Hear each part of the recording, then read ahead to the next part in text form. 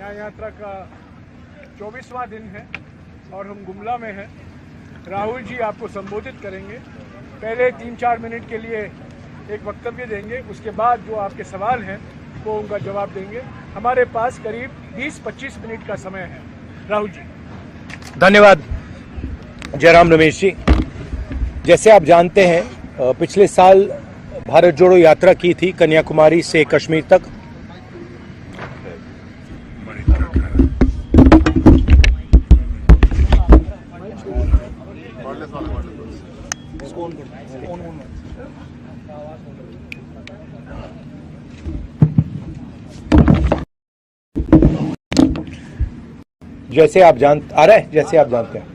जैसे आप जानते हैं पिछले साल हमने भारत जोड़ो यात्रा की थी कन्याकुमारी से कश्मीर। 4000 किलोमीटर चले और जो नफरत फैलाई जा रही है, हिंसा फैलाई जा रही है देश में, इसके खिलाफ हम यात्रा की।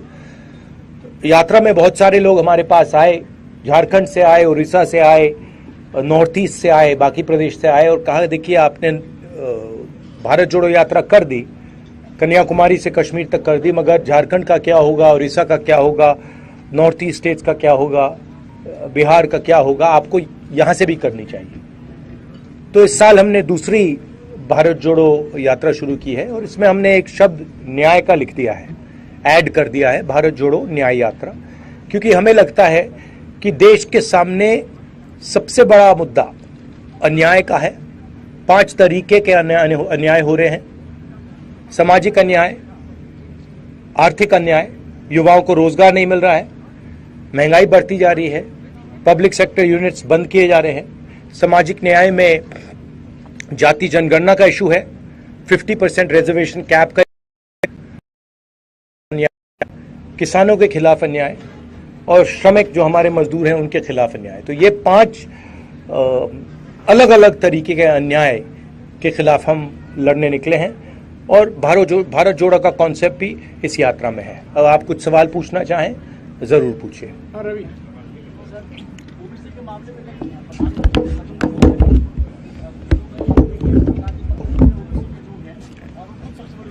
नहीं, क्या बोला?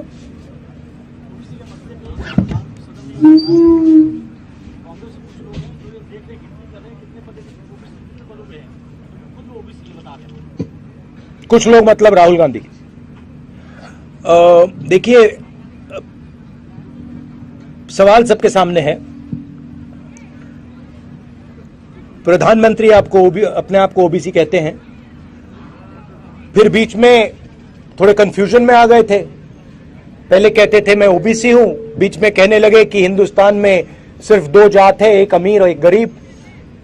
तो उनको पहले तो ये डिसाइड करना है कि जात हिंदुस्तान में है या नहीं है।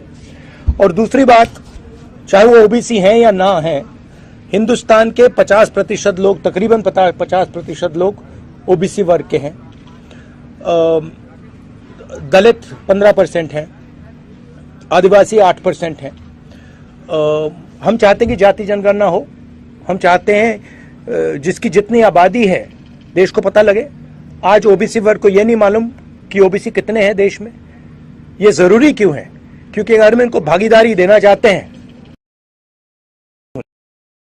तो प्रधानमंत्री जो भी कहना चाहते कहें, मगर जाति जनगणना जल्दी से कर दें और उससे घबराएं ना। दूसरी बात, जो हमने 2011 में सर्वे किया था उसके आंकड़े वो देश के सामने रख दें, मामला हल हो जाएगा। ये सवाल एक व्यक्ति का नहीं है। ये सवाल देखिए, ये सवाल एक व्यक्ति का नहीं है, ये हिंदुस्तान के करोड़ों गरीब लोगों का है। तो भाषण में प्रधानमंत्री का ये कहना कि मैं ओबीसी हूं या मैं ओबीसी नहीं हूं, ये रेलेवेंट ही नहीं है। रेलेवेंट ये है कि इस देश के कितने लोग ओबीसी हैं, वो रेलेवेंट है। क्यों? क्योंकि मैं आपको उदाहरण देता हूं, बड़ी बड़ी कंपनीज में आपको ओबीसी नहीं मिलेंगे, दलित नहीं मिलेंगे, आदिवासी नहीं मिलेंगे। आपको मैंने 90 जो हमारे IAS ऑफिसर देश को चलाते हैं उनका उदाहरण दिया, उधर आपको सिर्फ 3 मिल रहे हैं। हेल्थ केयर सिस्टम में, एजुकेशन सिस्टम में आपको ओबीसी, दलित, ट्राइबल नहीं मिलेंगे। तो मैं ये सवाल उठा रहा हूं हाँ sorry Sir, good afternoon. Sir, good afternoon. Sir, despite your tremendous effort by you and your party to keep all the Indian alliance stakeholders united, some of your alliance partners is not ready to move an inch, especially from the recent stance, if I specify Mamata Banerjee. So what is your take on this? No, that's actually not true. If you look at Mamata ji's statements, Mamata ji is very much part of the India Alliance, and most of the other members who are part of the India Alliance are still members of the India Alliance. Of course, Mr. Nitish Kumar has left the India Alliance, and he's gone to the BJP. You can guess as to what the reasons are for him leaving. That's fine. We'll fight in Bihar as the India Alliance. So I don't agree that lots of our partners are not part of the alliance. हाँ जी. Also, there's a negotiation going on.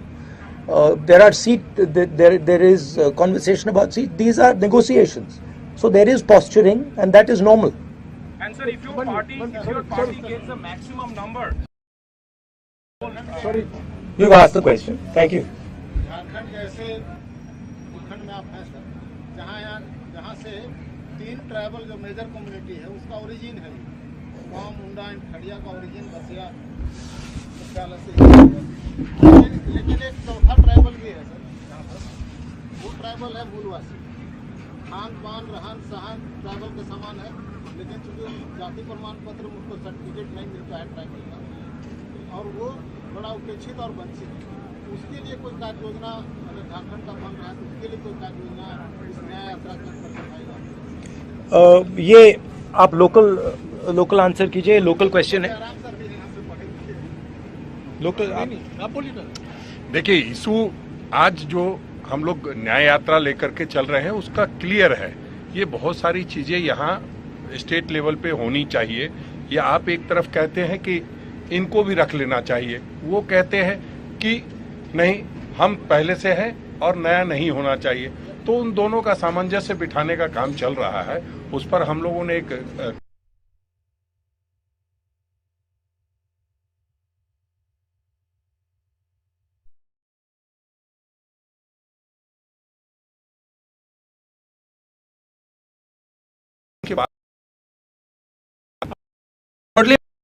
चाहता हूं कि हमारी सरकार है, और ये मुझे शुरुआत से आज तक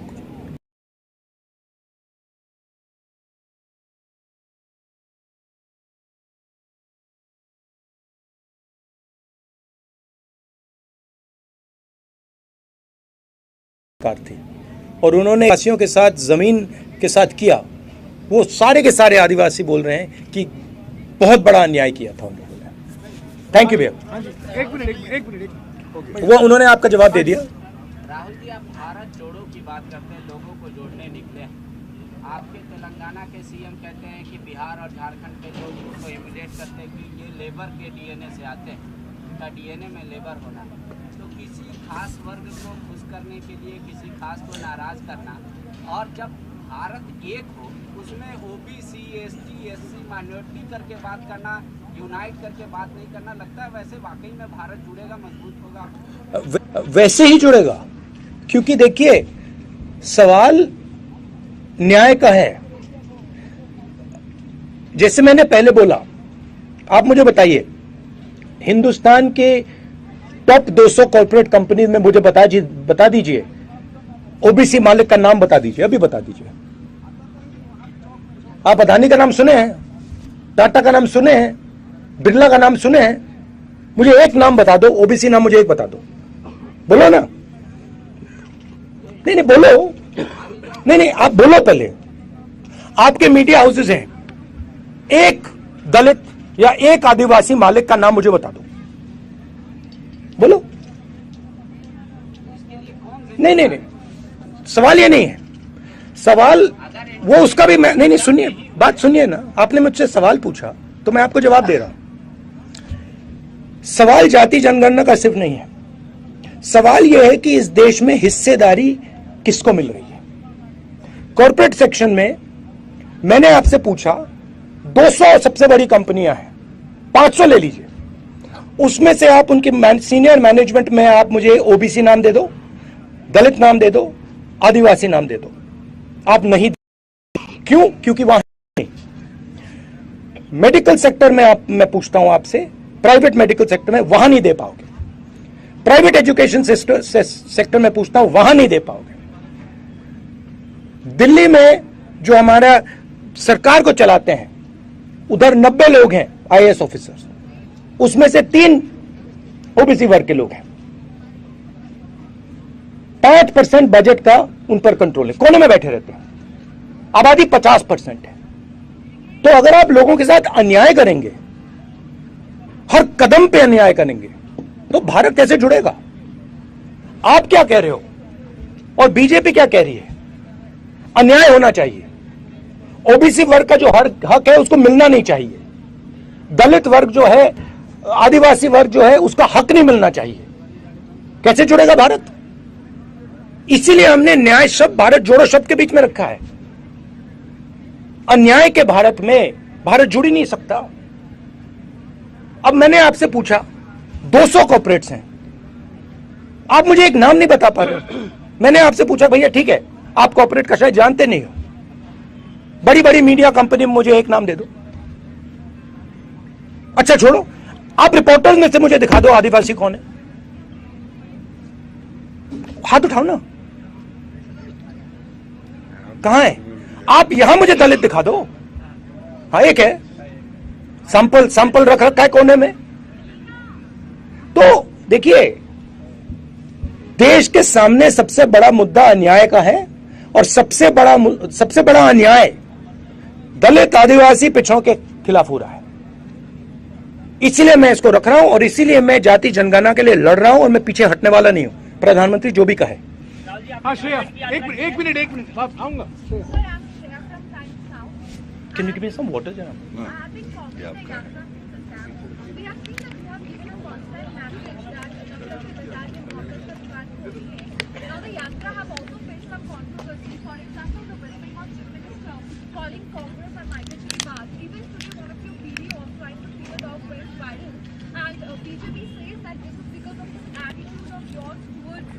What is the video that went viral?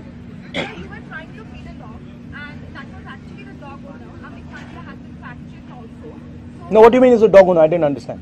So you were doing a roadshow. Yes, yes, Where one dog owner came to you with a dog. yes. I called the dog and the owner, he came. So you tried to feed the dog with a stick. After the dog was dead, you handed it over to the dog. Oh yeah, because वो बिल्कुल घबराया हुआ था, कांप रहा था, और मैंने जब उसको बिस्किट दिया वो डर गया, तो मैंने उसको मालिक को दिया कि भैया आप दे दो, ये आपके हाथ से खा लेगा। फिर वो मालिक ने उसको दिया, वो खा गया। तो इसमें मतलब इशू क्या है? So what the BJP has said is that the person who handed over the Malik, the dog owner, was actually a Congress no, कार्यकर्ता. वेयर इज ये कांग्रेस कार्यकर्ता? वो कुत्ते को लाया मेरे पास, कुत्ता घबराया हुआ था, मैंने उसको खाने को दिया, वो कांप रहा था ऐसे, फिर मैंने कहा भैया आप खिला दो, उसने खिला दिया। क्या है? नहीं, सचमुच ये बीजेपी के लोगों को कुत्तों से ऑब्सेशन क्या है? कुत्तों ने क्या बिगाड़ा है? हाँ जी। राहुल जी, 4 दिनों तक झारखंड की यात्रा रही। इस दौरान आपने कोयला मजदूरों से मुलाकात की, बुनकरों से संवाद किया है। क्या लगता है झारखंड में किन बदलाव की जरूरत है? दूसरा सवाल, कल्पना सोरेन से कल आपकी मुलाकात, क्या बातचीत रही है, क्या होगी? ये देखिए, जो कल्पना जी के साथ बातचीत हुई वो तो मैं पब्लिकली नहीं बोलूंगा, वो तो कॉन्फिडेंशियल बातचीत हुई है। ये कहूंगा कि जो उनके पति के साथ किया जा रहा है वो अन्याय है, वो ठीक नहीं है।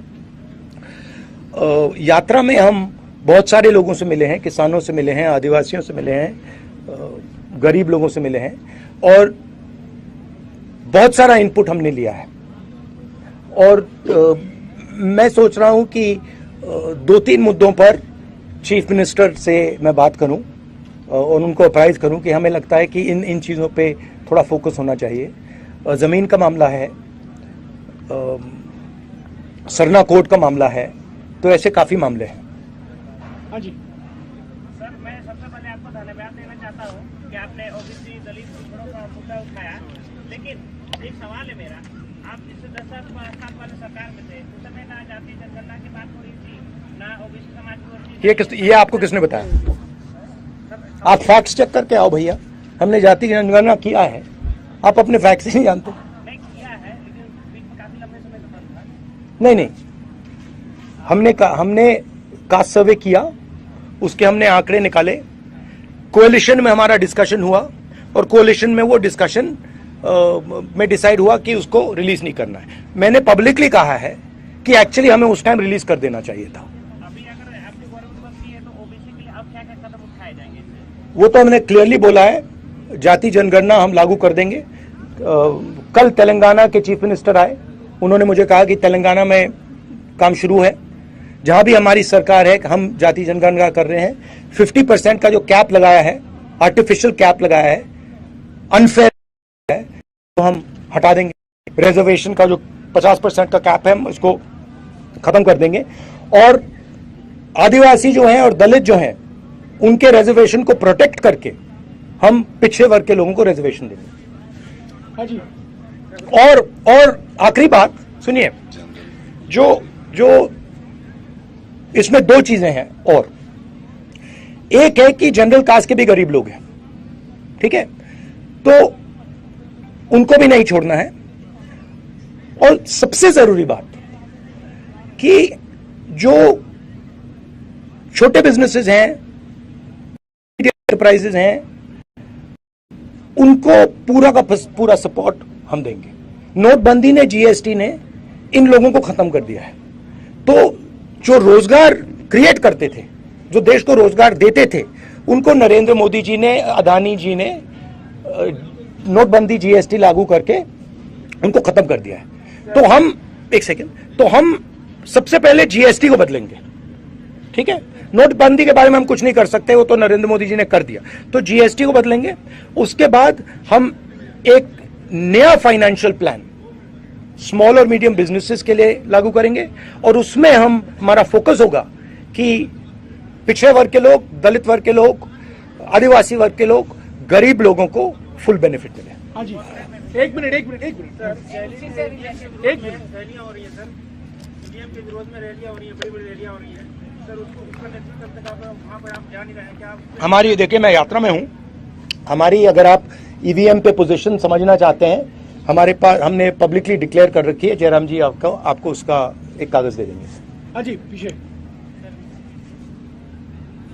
जब से आपने की है यात्रा को, तब से झारखंड में सरकार जो है अस्थिर है, सीएम चेंज हो गए, तो इस परिप्रेक्ष्य को आप किस दिशा में देखते हैं? पूरे देश में ED, CBI, income tax opposition पर आक्रमण कर रही है। इन इंस्टीट्यूशंस का मिसयूज हो रहा है, जबरदस्त तरीके से मिसयूज हो रहा है। ये रियलिटी है आज की पॉलिटिक्स का। कोई प्रॉब्लम नहीं है। उन्होंने यहां कोशिश की, सरकार गिराने की कोशिश की, हमने रोक दिया। तो हम लड़ते रहेंगे, मगर ये सच्चाई है कि चाहे वो इलेक्शन कमीशन हो, चाहे वो एजेंसीज हो, चाहे वो ब्यूरोक्रेसी हो, चाहे वो पुलिस हो, इन सब का मिसयूज हो रहा है, पूरे देश में मिसयूज हो रहा है। हाँ जी, आखिरी दो सवाल हो गया, आखिरी दो सवाल। देश की आर्थिक हालात हर तबके का सामने आए, ये सराहनीय है। लेकिन मेरा सवाल ये है, पिछले जो 10 सालों से, ठीक है अभी 10 सालों से कोई सेंसेक्स नहीं हुआ है देश भर में, सेंसेक्स मतलब कि जनगणना नहीं, सेंसस जी जनगणना नहीं हुई है, और जनगणना से ये आंकड़े नहीं आ रहे हैं। कुछ राज्यों में बिहार ने कराया और झारखंड अभी नहीं। मेरा ये सवाल है, आपने सामाजिक न्याय के तहत 5 न्याय की बात की।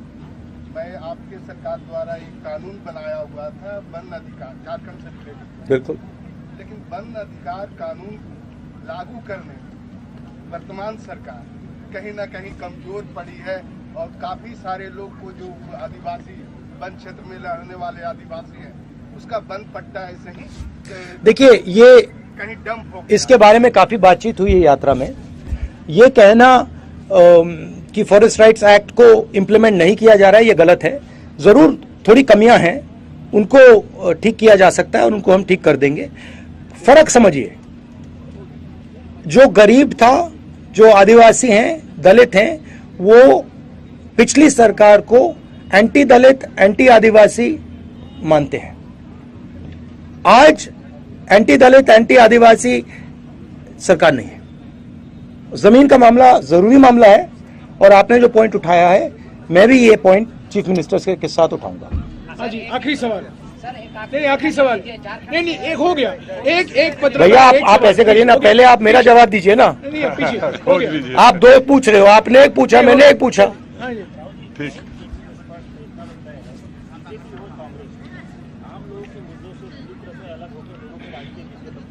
सॉरी, क्या? बीजेपी हो या कांग्रेस हो, किसी की सरकार हो, आम व्यक्ति तक वो विकास योजनाएं नहीं पहुंच रही जो पहुंच रही। आपको ये किसने कहा? सर मेरी बात नहीं हो जाती सर, जैसा आपने कहा कि आज एसटी कोई कहीं मालिक नहीं है, कोई ओबीसी नहीं है, तो आखिरकार इस सवाल का जवाब तो आपने दिया कि आप आएंगे तो करवाएंगे, लेकिन आखिरकार इसके लिए जिम्मेवार कौन है? जिम्मेदार कौन है? ये एक प्रोसेस है, ठीक है, ये प्रोसेस चल रहा है, इंडिपेंडेंस के पहले से चल रहा है और इस प्रोसेस के सबसे बड़े कदम कांग्रेस पार्टी ने लिए हैं। आजादी के लिए हम लड़े, हरी क्रांति हमने दी, सफेद क्रांति हमने दी, एजुकेशन सिस्टम हमने लागू किया, जनता के साथ मिलकर टेलीकॉम रेवोल्यूशन हमने किया। तो अब हमने एक नई कमी देखी है, उस कमी को हमने एक्सेप्ट किया है, उसको हम बदलना चाहते हैं, उसको हम ठीक करना चाहते हैं। हमें साफ दिख रहा है कि देश में पिछड़ों के खिलाफ, दलितों के खिलाफ, आदिवासियों के खिलाफ अन्याय हो रहा है। अब हम इसको ठीक करेंगे। जाति जनगणना पहला कदम है, ये मत सोचिए कि ये लास्ट कदम है, ये पहला क्रांतिकारी कदम है। इसके बाद काम शुरू होगा। इस कदम से देश को पता लग जाएगा किसकी कितनी आबादी है, गिनती हो जाएगी। जैसे मैंने कहा, देश का एक्सरे हो जाएगा, सबको पता लग जाएगा, ओबीसी को पता लग जाएगा कि भैया मीडिया में तो हमारा कोई आदमी नहीं है, एक भी नहीं है, कॉर्पोरेट में हमारा एक भी आदमी नहीं है, हिंदुस्तान सरकार में हमारा एक आदमी नहीं है और हमारी आबादी है 50%। तो दूध का दूध, पानी का पानी हो जाएगा। उसके बाद काम शुरू होगा, उसके बाद मजा शुरू होगा। थैंक यू, बहुत अच्छा लगा आपसे बात करके। शुक्रिया साथियों, शुक्रिया।